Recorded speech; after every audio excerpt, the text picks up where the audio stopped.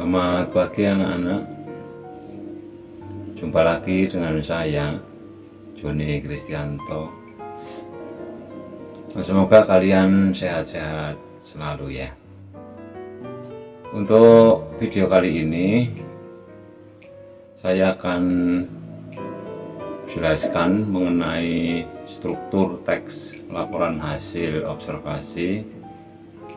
Yang perlu kalian tahu bahwa ini lanjutan dari video pertama kemarin mengenai unsur teks observasi. Nah, di bagian unsur yang kemarin, selain Anda sudah tahu pengertian, ya, kemudian fungsi serta tujuan dari teks laporan hasil observasi. Nah, khususnya di unsur itu ada 3 bagian ya yang perlu kalian ingat. Yang pertama, unsur pertama itu kalau teks laporan hasil observasi ada yang namanya isi, itu unsur pertama. Lalu yang kedua, struktur yang sekarang akan kita bahas, dan yang ketiga nanti ada yang disebut kebahasaan atau kaidah kebahasaan dalam teks laporan hasil observasi. Nah, untuk mengetahui lebih jauh, mari kita lihat bagian dari teks observasi bagian struktur. Nah, kalau kita lihat di bagian struktur ini ada 3 bagian ya, 1, 2, dan 3. Nah, ini harus kalian tahu dulu apa itu. Nah, bagian pertama ini pernyataan umum. Pernyataan umum atau sering disebut klasifikasi, sering juga disebut definisi umum. Mengapa disebut klasifikasi dan mengapa disebut juga definisi umum, nanti kita lihat. Apa sih sebetulnya pernyataan umum ini bagian pertama? Di dalam teks laporan hasil observasi bagian struktur ini ada pernyataan umum, itu artinya itu merupakan pengantar tentang hal atau objek ya, ini pengantar tentang hal atau objek yang akan dilaporkan secara umum. Nah, ini. Nah, ya. Berdasarkan, nah ini persamaan dan perbedaan. Nah, bisa kalau kamu ingin tahu, tentu ketika Anda bertemu dengan teks laporan hasil observasi seperti kemarin, Anda wayang ya, judul wayang, kemudian tentang wayang ya, lalu teks The Topeng, itu ya awal itu bagian umumnya, klasifikasinya atau definisi umumnya. Nah, kalau dalam contoh lain, misalnya kalian mau menulis tentang pohon, misalnya pohon kelapa ya, pohon kelapa. Nah, pohon kelapa itu ya kamu jelaskan, atau pengamat ini harus mengamati pohon kelapa secara umum dulu. Itu pohon, sebutan lainnya apa ya, jelaskan sebutan lainnya. Lalu itu dalam kelompok tanaman jenis apa ya, mungkin palem dan terusnya itu kan ya. Lalu tingginya berapa, itu ciri-ciri umumnya yang ada di pohon kelapa misalnya. Nah, baru nanti kalau pernyataan umum sudah, kita mulai pada paragraf-paragraf selanjutnya, tentu saja dirinci lebih lanjut nih, yaitu bagian kedua, aspek yang dilaporkan itu apa. Pada bagian kedua ini penjelasannya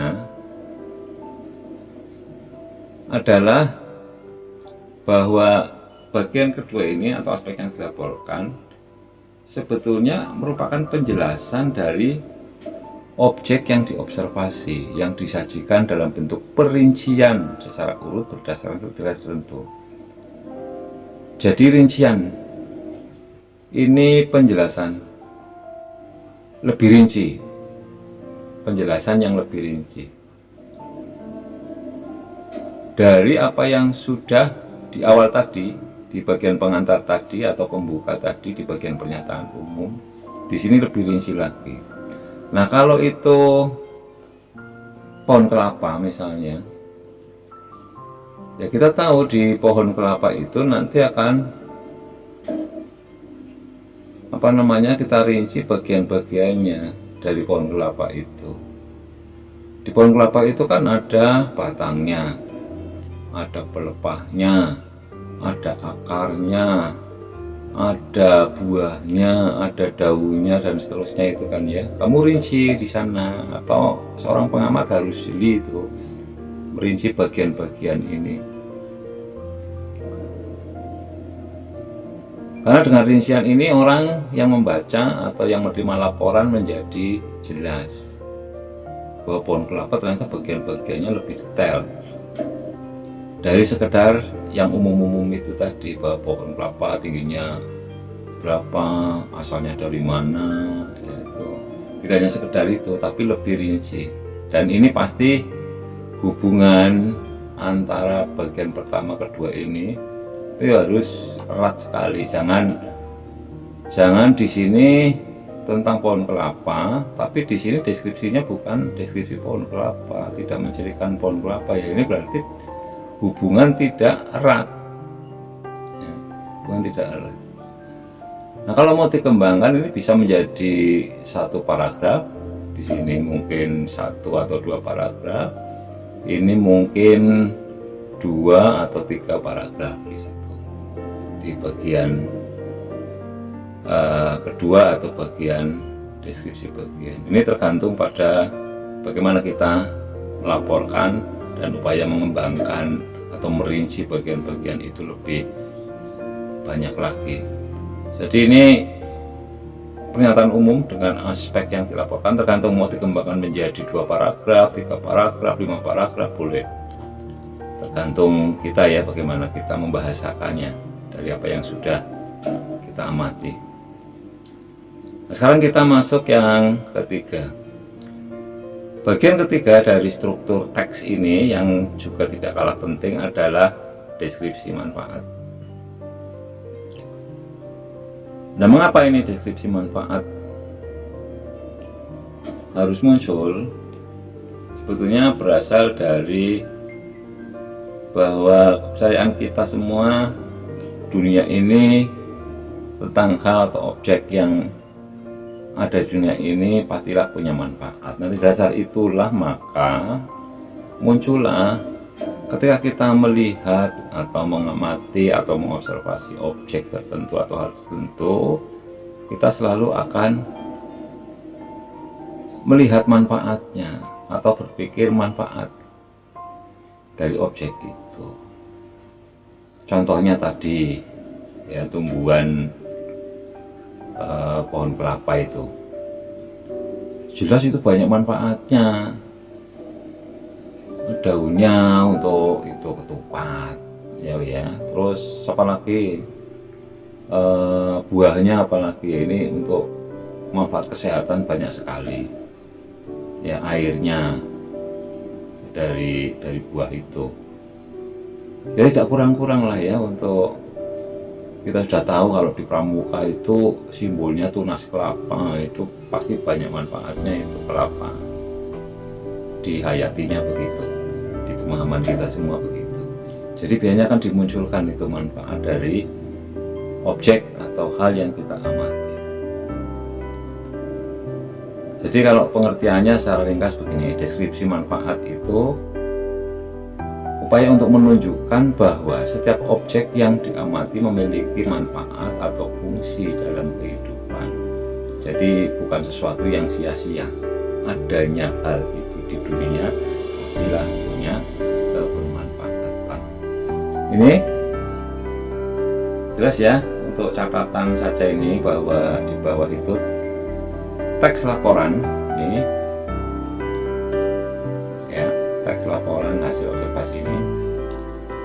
sering disebut juga teks klasifikasi. Mengapa? Nah, ini karena sering memuat klasifikasi mengenai jenis-jenis sesuatu berdasarkan kriteria tertentu. Nah, kalau dalam ilmu biologi jelas sekali ini, kalau biologi, ilmu tanaman, ilmu tumbuhan itu kelas apa, ordo apa dan sebagainya itu ada semua itu di biologi. Nah, ini struktur teksnya. Jadi ada 3 bagian penting yang harus saling menyatu dan harus ada di dalam sebuah teks laporan hasil observasi. Jelas ya? Nah, kita coba lihat satu persatu ini. Dari yang pertama dulu ya, nanti baru ini, baru 3. Nah, kita lihat pernyataan umum seperti apa. Nah, kita akan bahas pernyataan umum dari bagian struktur tadi. Pernyataan umum ini pada umumnya ini terdiri dari 2 hal. Ini yang sering mengapa ini disebut sebagai kalimat atau pernyataan definisi, karena biasanya akan memunculkan definisi. Apa sih ciri definisi? Ini pernyataan umum biasanya disajikan dalam kalimat definisi. Nih, biasanya dalam bentuk ini. Cirinya apa? Cirinya itu ini konjungsi. Konjungsinya itu ada ini sekitar ini. Nah, ya. Konjungsi adalah, ialah, yakni, merupakan, dan yaitu. Nah, itu ciri dari kalimat definisi. Dan ini tidak ya. Yang ciri definisi itu konjungsinya adalah, ialah, yakni, yang serupa dengan itu, merupakan, yaitu. Itu yang disebut pernyataan umum, sering juga disebut sebagai pernyataan definisi. Lalu kita juga bisa mengatakan sebagai teks klasifikasi. Apa itu teks klasifikasi? Nih, pengklasifikasian sebuah objek. Jadi biasanya di teks-teks LHO itu, di pernyataan umum itu ada bagian yang muncul menyebutkan, misalnya berdasarkan, ini contohnya ya, ini contohnya. Misalnya pernyataan begini, berdasarkan ada tidaknya gigi, paus terbagi menjadi 2 kategori, yaitu paus bergigi dan balin atau paus yang tidak bergigi. Jadi ada 2. Ini biasanya muncul di dalam bagian ini, kalimat ini, contoh kalimat ini itu biasanya muncul pada bagian pernyataan umum. Maka karena ada kata berdasarkan ini, saya urak-urak itu supaya jelas. Nah, ini ya, ini kata ini menjadi kunci bahwa ini merupakan klasifikasi, pengklasifikasian. Jadi kalau mengklasifikasikan ya harus ada dasarnya. Maka sering pernyataan umum juga disebut pengklasifikasian, yang artinya bahwa sebuah objek yang baik harus menyebutkan dasar pengklasifikasian, dan itu jelas di sini ada dasar untuk pengklasifikasi sebenarnya. Kalau kita bicara mengenai paus. Nah, sekarang kita lanjut. Sudah ya, ini pernyataan umum jelas ya. Pernyataan umum, kita lanjut ke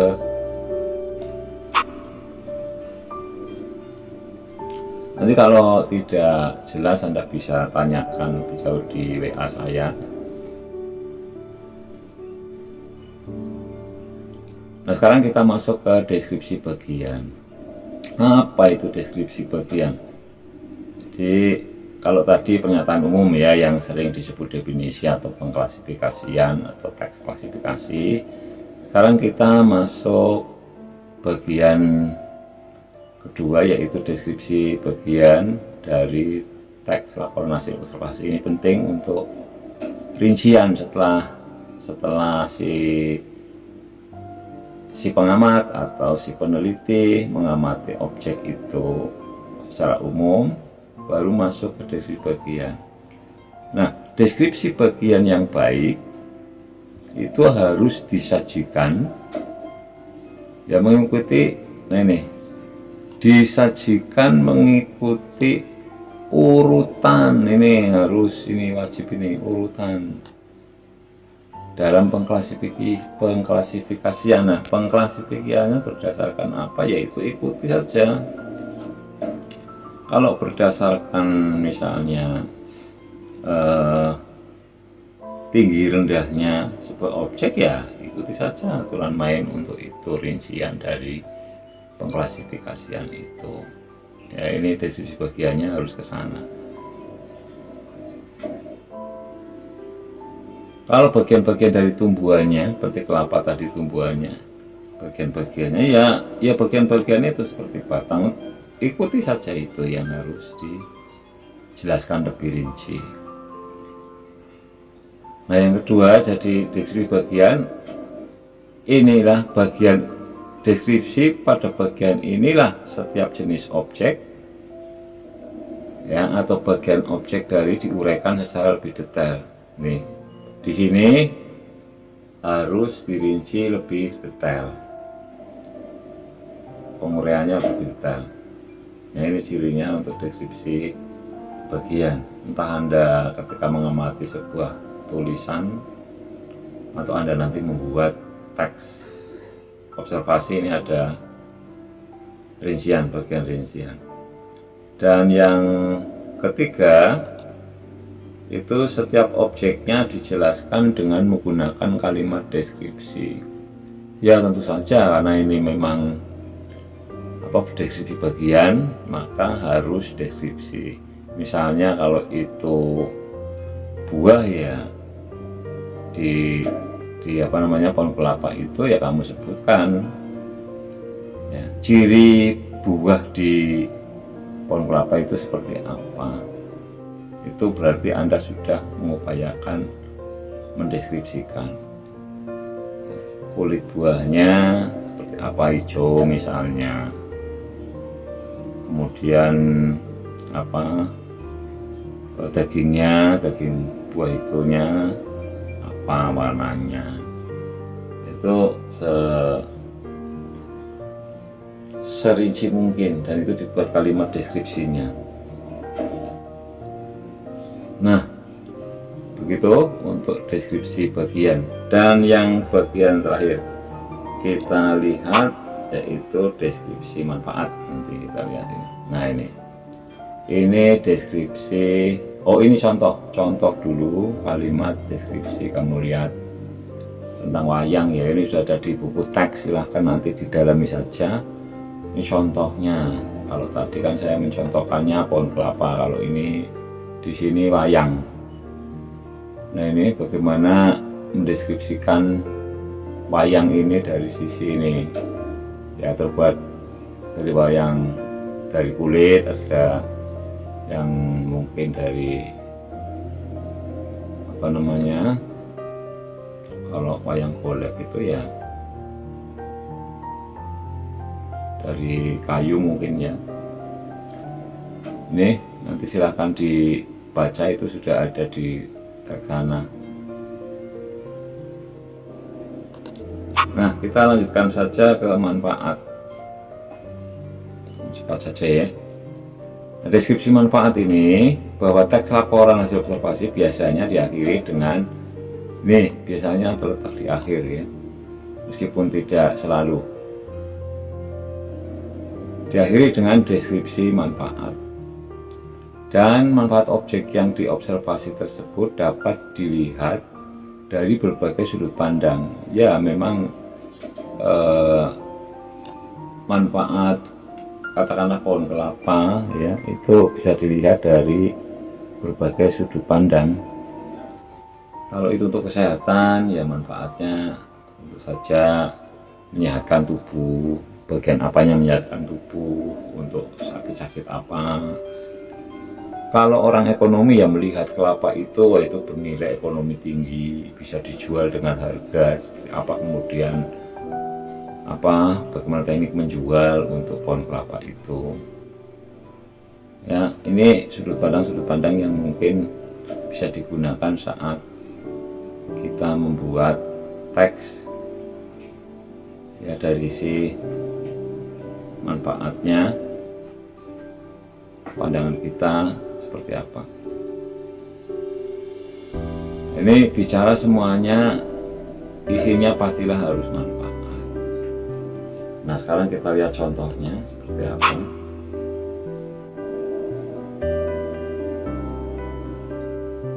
Nah, ini contoh deskripsi manfaat. Dalam hal ini wayang ya, masih dalam teks ya, contoh teks yang di buku itu, buku paket bahasa Indonesia.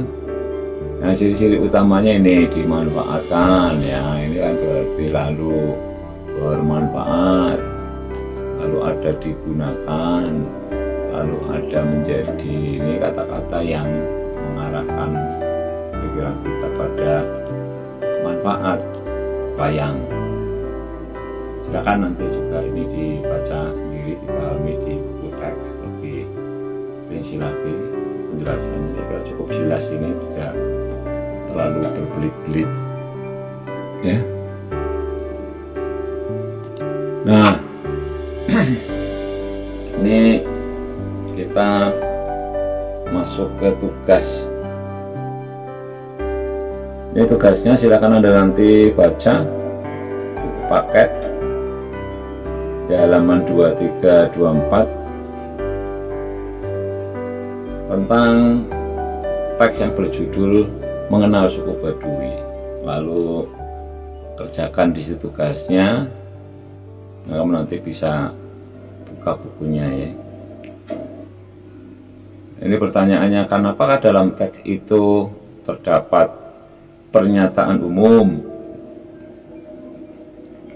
Apakah dalam teks mengenal suku Baduy terdapat deskripsi bagian, terdapat deskripsi manfaat?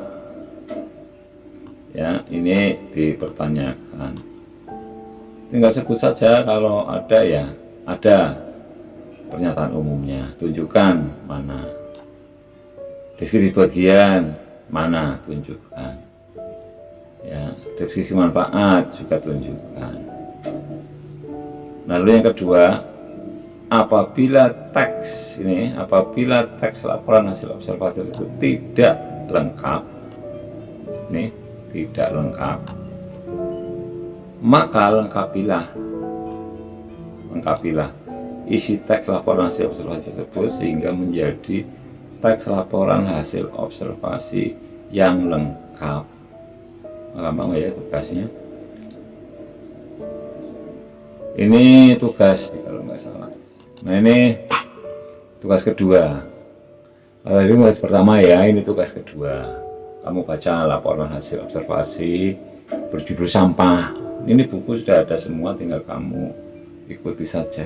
Halaman 31 dan 32. Jadi ada tugas ya nanti ya. Oh, Anda tinggal menjawab kok di sini. Apakah kalimat definisinya sudah tepat? Nah, beri alasan kalau sudah. Apakah pengklasifikasian objek yang diobservasi sudah disajikan dalam kalimat yang tepat? Dan seterusnya itu. Ya, nanti dibaca teks yang berjudul sampah ini di halaman 31-32. Begitu saja untuk sementara. Lagi nanti kalau ada yang belum jelas, kamu coba tanyakan via WA ya, japri saja, kita nggak pakai grup. begitu. Nah, saya akhiri ya. Terima kasih atas perhatian kalian. Selamat pagi dan terima kasih.